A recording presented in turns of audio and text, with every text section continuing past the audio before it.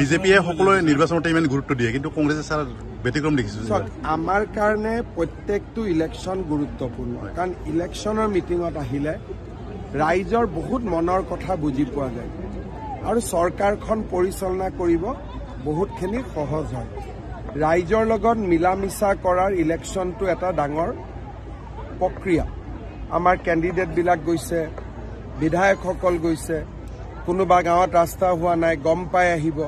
গতিকে প্ৰত্যেকটো ইলেকশ্যনত আমাৰ যিখিনি দোষ বা ত্ৰুটি থাকে তাক আমি নেক্সট ইলেকশ্যনটোত শুধৰাই লওঁ এই যে ইলেকশ্যনটোৰ প্ৰচাৰ চলিব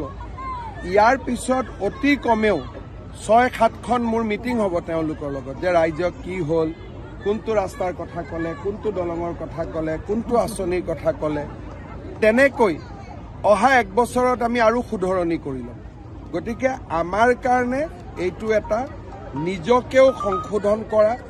ৰাইজক আৰু বেছিকৈ সহায় কৰাৰ এটা নিৰ্বাচনটো আমাৰ কাৰণে এটা প্ৰক্ৰিয়া সেইকাৰণে যেনেকৈ বিধানসভাত দিনত ৪-৫খন মিটিং কৰোঁ ময়ো আজিও মোৰ ৪খন মিটিং আছে যেনেকৈ আন নিৰ্বাচনত কষ্ট কৰিছোঁ পঞ্চায়ত হওক মিউনিচিপালিটি হওক আমি একেই কষ্ট কৰিছোঁ